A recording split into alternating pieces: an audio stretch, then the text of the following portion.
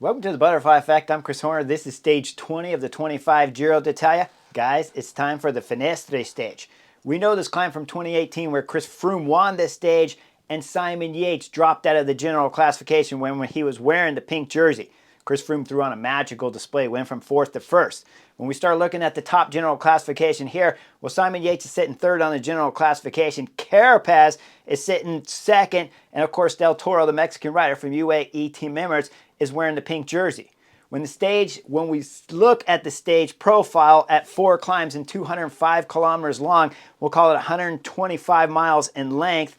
Well, we know it's a monster stage with these 4 climbs, but it's the Finestre climb at 18 kilometers at 9% average, 9.2% average. That means it's a devastating climb, and the last 8 kilometers are all done on gravel. So when we start looking at some of the interviews from Simon Yates, well, Simon Yates says, of course, before the stage started, that this is a stage that they expect Richard Carapaz and EF Education to be explosive on today's stage and do something to light the stage up. We all believe that. We have seen what Richard Carapaz has done here at the Giro d'Italia, but we've seen the Mexican rider who I said yesterday should be able to wrap up the Giro d'Italia after his devastating display on yesterday's stage 19 of the Giro. Well, now it's stage 20, and this is the last and final day, so make sure you tune in, get your popcorn ready, because this is going to be a magical day. But before we get into it, a happy 50th birthday there for Timote, the Slovenian. Now, hopefully you have a great birthday. Welcome to the 50s, because I'm 53, so it still goes good, but you just wake up a little bit sore. Enjoy your birthday, though, Timote. Now let's get into the race as we hit kilometer 0. With all the attacks happening at the front of the peloton, it's going to be an exciting stage, but right away in the first 5 kilometers, we see 7 riders going up the road. Just behind them, we see a big number being led with Mads Pedersen, and Mads Pedersen has his teammate Verona that won a stage here at the Giro, so the Lidl Trek riders driving it hard. We go up to that group of 7. We see there's some complaining from Dries de Bont, and we see Jacopo up there complaining with Dries de Bont that he's not going to do any work, and Dries de Bont saying, you got to do some work. He's like, I got Mads back there. Mads Pedersen's back there with Verona. Of course, we're going to wait. The gap's at about 45 to a minute gap to the peloton there, and then the 2 groups will come together. But as we go back and look at the peloton, as it's starting to ease off, there's still at least 2 more groups in front of the peloton. So when these guys come together about 45 kilometers later in this stage 20, we got 31 riders in the front break. 31 riders with 3 Lidl Trek riders up there, and Visma Lease bike have the big guy Wout van Aert in this group. When we start looking at the general classification threats up here, it's only Chris Harper at 1 hour and 16 minutes, so there's 0 threat up here in this group of 31. That's why when we go back, UAE team members are riding the front with just Filippo. Well, he's riding the front, the gap's starting to extend out, and it'll go out easily to 8 minutes. We go into about 130 kilometers to go, and EF Education are getting on the front. When we see just them pulling on the front and UAE team members are off the front of the picture, well, the gap still keeps increasing up there. They go over the first couple climbs, no big deal. Everything stays status quo with 31 riders in the front and the peloton being led by EF Education. We go back and look at Carapaz as we see him back at the car having some discussions. While he's back there messing with his computer, handing it over to the director sportif, he gets it back, or does he get it back? Looks like he pulled up to the back of the peloton with no computer on, but while he was doing that up front, his 3 EF Education riders had a gap on the peloton, so they had to come back down and then start working.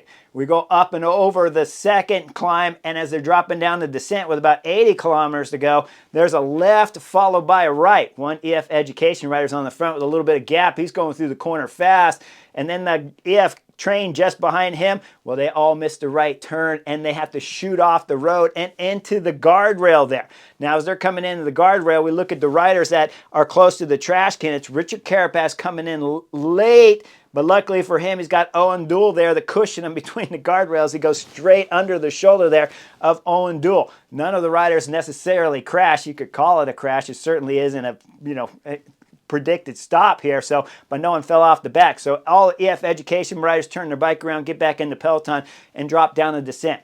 I'm going to fast forward us now all the way into about 45 kilometers to go when we see the 31 riders reaching the Finestre climb starting proper. They got a 10-minute gap on the EF Education train behind. As we look up front, pulling, it's Jacobo up there drilling on the front of these 31 riders. And the first rider coming off the back, Dries de Bont. Dries de Bont was arguing with Jacobo for not pulling. Now he's the first rider to come off while Jacobo's on the front pulling. So there's a little humorous story right there. As Jacobo's throwing in a ton of work, he'll go about a K, maybe a K and a few hundred meters up there before he blows. And now it's time for Mads Pedersen to start going to work, because Verona's his teammate. And as I've already told you, he's won a stage here at the Giro d'Italia in the past, this season, 2025. So with that in mind, Mads Pedersen's blowing this group up. I mean, people and bodies are dropping all over the place because there's 31 riders, and he's got it down to about 12 or 15. When we see the big guy, Wout van Aert, Visma bike, he's struggling to hold the pace as he gets popped. We got about a dozen riders up here, and Mads is still throwing in on the pedals big time. Now we're going to go down the descent. We're going to look at the peloton coming into Finestre proper here as they're curb to curb. With them being curb to curb, EF Education still got what could possibly consider to control the peloton right now, or at least they got their guys at the front. UAE team members are a little bit to the left side and about one row back, so Del Toro's still in good position. They'll fly through this left bend and then start to climb proper as we see EF Education's drilling on the front with Darren Rafferty. Rafferty's throwing in massive work. He's got 4 teammates on his wheel at least, and Carapaz is one of them. The other one's Mikel Honore.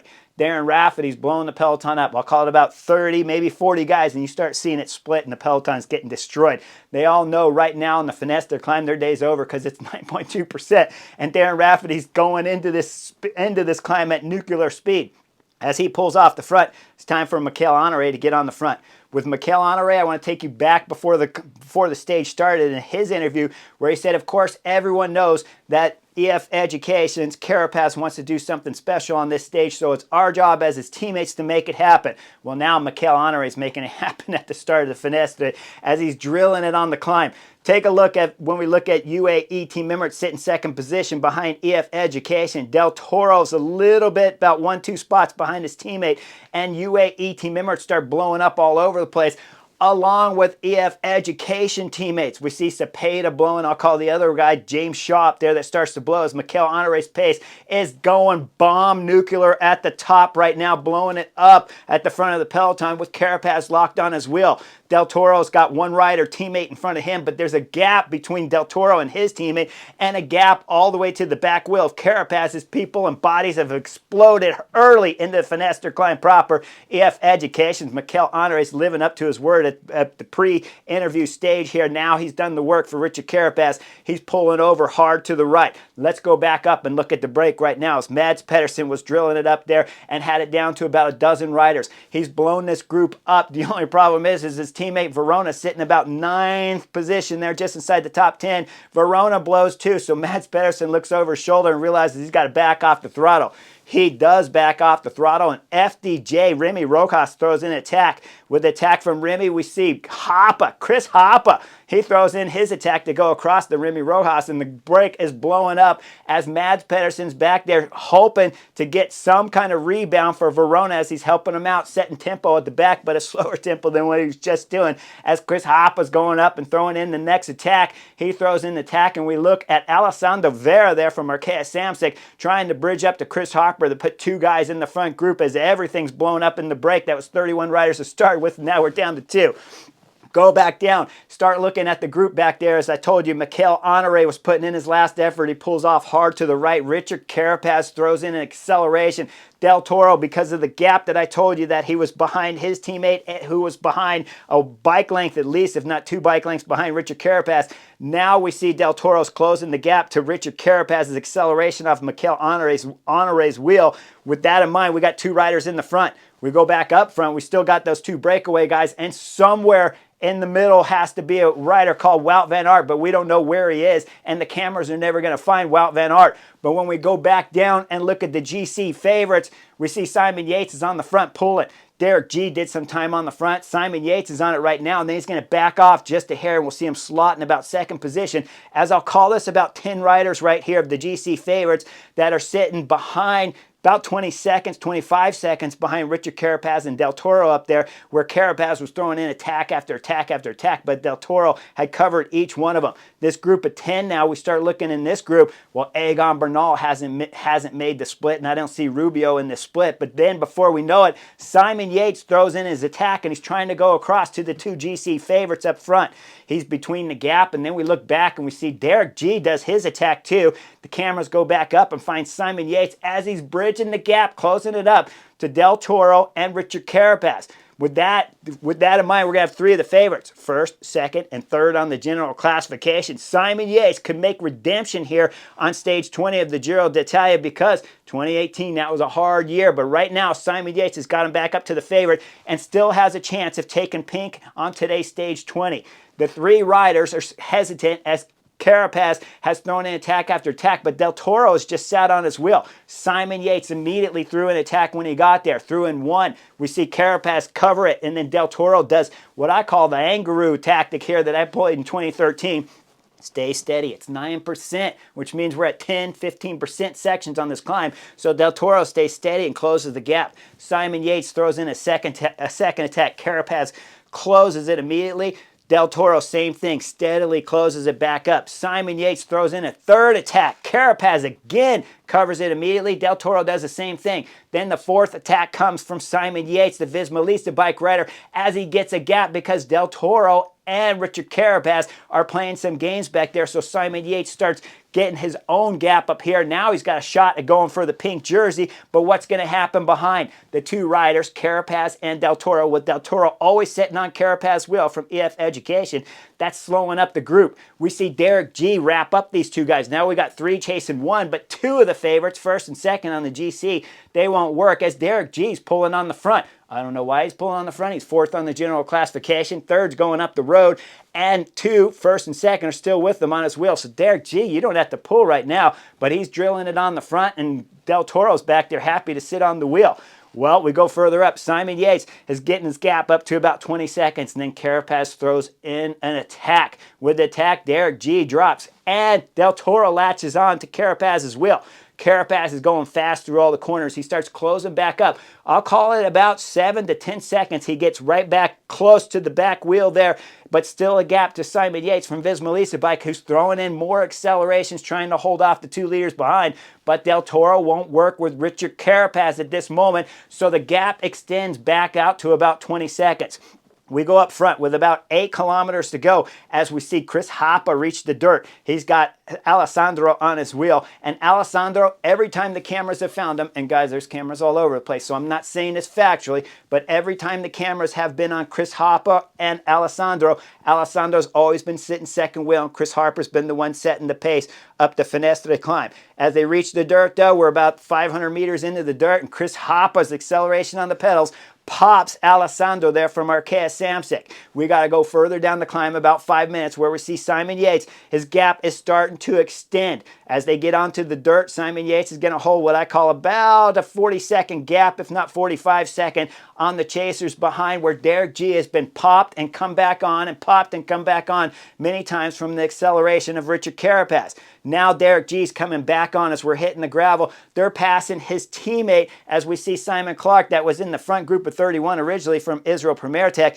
He can't help out Derek G as Derek G's getting gapped from the 2 riders in front, but he can at least hose him off and cool him right now, which he does. And Derek G somehow finds a way to close the gap back up to these 2 guys, and he starts setting some tempo. We go back up front as we see the crowd coming in the picture for Chris Hoppa, and Hoppa from Jaco Lulas must be getting excited as he knows he's still got a good 4-minute, 5-minute gap on Simon Yates back there, and about 1:30 on Alessandro, who's still losing time as Hoppa goes over the top of the KOM.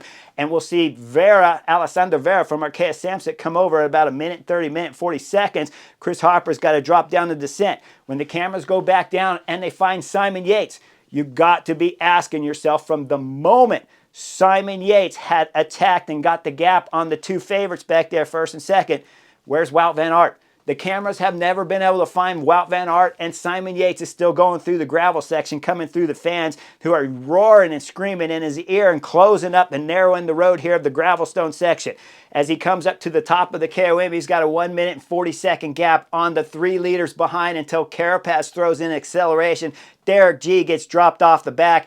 Then we see Del Toro start doing some work with about 200 meters to go. As they went through the right turn, Richard Carapaz went a little wide. Del Toro took the front and started pulling right now. If I back the film up, I can recall like one time where Del Toro's been pulling coming up the Finestre climb proper and doing some work with Carapaz. Now Del Toro's on the front, but they're behind a minute and 40 seconds when they come over the top of the climb. They got 27 kilometers to go. Simon Yates is bombing down the descent solo. Solo? What's he doing solo? Well, right now, we know that Wout van Aert wasn't at the top of the summit. This was a knucklehead move from Visma Lease Bikes. Wout van Aert, the big guy, not to be waiting at the top for Simon Yates. If you have no chance of winning the stage and catching Chris Harper, you just got to wait at the top until you see your first GC guy come through. And we know Simon Yates could possibly win the Giro d'Italia right now, but we got to go 7 kilometers down the descent before Simon Yates finds Wout van Aert, the big guy from Visma Lease Bike. These two guys wrap up together, and we're talking about a minute and 50-second gap right now. I'm saying the Giro's over. I'm saying it's over right here. There's no doubt about it, because the big guy, number 5 on my list here of the top favorite first page riders, that's right, Mathieu van der Poel got bumped to number 6 because he broke his wrist or something doing some amateur mountain bike race. And Wout van Aert's going up the road right now, winning a Grand Tour, the Giro d'Italia in 2025 for Visma Lease Bike. Simon Yates, if the knuckleheads behind can't get their chemistry together. Well, Del Toro went over the top with Carapaz on his wheel, but Carapaz is not helping out coming down the descent because the gap's gotten too big. We come into 15 kilometers ago when we see Carapaz and Del Toro catch Timo Kilic, and Timo Kilic is even gapping the wheel there of Del Toro, who's not holding the wheel of the Alpecin de Koenig rider because Carapaz won't come through and work. Back the film up and we see some replays, and we see Del Toro looked over his shoulder at Richard Carapaz. Richard Carapaz just shook his head no. Why did he shake his head no?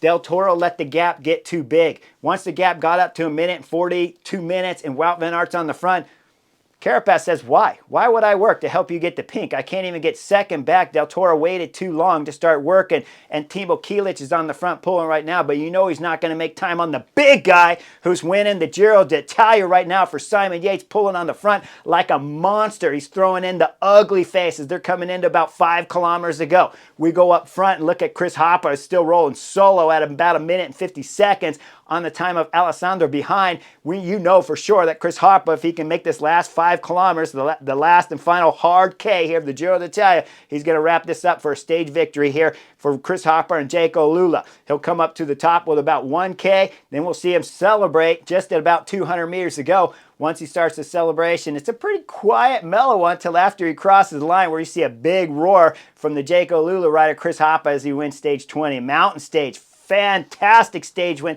Tip of the hat up here from the butterfly effect. Now what's happening further down with Simon Yates is the big guy Wout van Aert dropped him off. He blew his legs up for Simon Yates, and we see the big guy pull off left to the side and just drop anchor. Fantastic job. Number 5 best rider in the world. First page. 1 spot ahead of Mathieu van der Poel. Leave me some comments on that if you don't like it. Now Simon Yates is going solo. He's got a gap on all the favorites, because when we back it up to about 7 kilometers ago, we know that, of course, the 2 favorites back there, first and second on the general classification, weren't working that well together.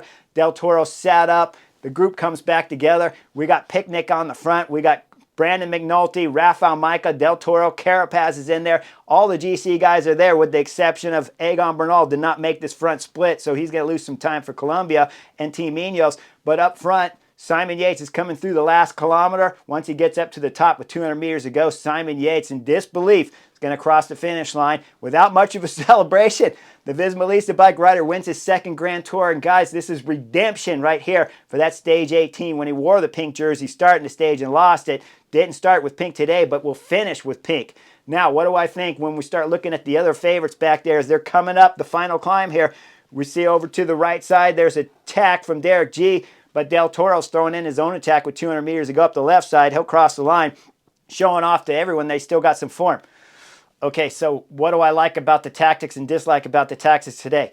Here, especially at the Giro d'Italia, UAE Team Emirates, tactically they were pretty solid throughout the Giro d'Italia. Today, Tactically, they were solid. Okay, Wout van Aert being in the front group, you got to know that Simon Yates could always use the big guy going over the top of the climb. So if you kept the gap a little closer, Simon Yates wouldn't have the ability to catch Wout van Aert over the top, so he doesn't have the help pulling. But besides that tactic, that's obvious. If we go down to the bottom when Richard Carapaz was attacking, Del Toro has some options at that moment. If his teammates cannot handle the 9% climb, which is a difficult 9%, this is not when we're talking about smaller climbs. We're having teammates, you get more of a draft because the speed's bigger. So when you're getting the draft behind your teammate, they can recover, come to the front and help. At 9%, the draft isn't that good. So I like the tactic that Del Toro went with Richard Carapaz. But once the gap started getting out to Simon Yates, and Richard Carapaz has already done some monster work on the front. We're talking about pulling for 6, 7, 8 kilometers on the front. Yes, I know Derek G did some work, but Richard Carapaz really spent most of the work.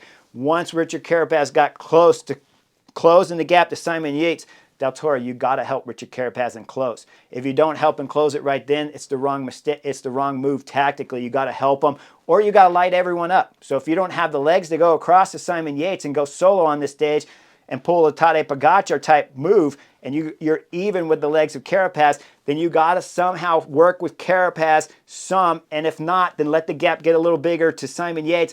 Let Carapaz attack. Carapaz stuck in the middle, so you have Simon Yates, you have Richard Carapaz, and you have Del Toro all chasing each other at a 10-second gap or a 15-second gap where Del Toro knows he can close it, but you need the speed to be fast the whole time, and you can't let the gap get all the way up to almost 2 minutes and then tell Richard Carapaz that you want him to work on the front when this is the first time you've been pulling the whole time, and Richard Carapaz knows he can't get second. If he can't get second, there's no more incentive, so you got to keep that gap closer, of course, more at like 40 seconds so that Richard Carapaz still has a chance of getting second back and possibly doing something on the general classification. Otherwise, he's going to sit on your wheel the whole time. Now, Simon Yates, fantastic redemption. It was amazing stage performance here on stage 20 to win the Giro d'Italia. Do I think he was the best? Do I think this was his best performance? No, if you go back into the Vuelta a España in 2018, he was the best rider and controlled everyone. Here on stage 20, he needed this tactical battle against Carapaz and Del Toro, which if I bring you back into his interview, that's what he said. Carapaz would do something, and then he'd have to have the right legs. Did he have the right legs? Yes, we all know his legs are very good. He started the stage on third.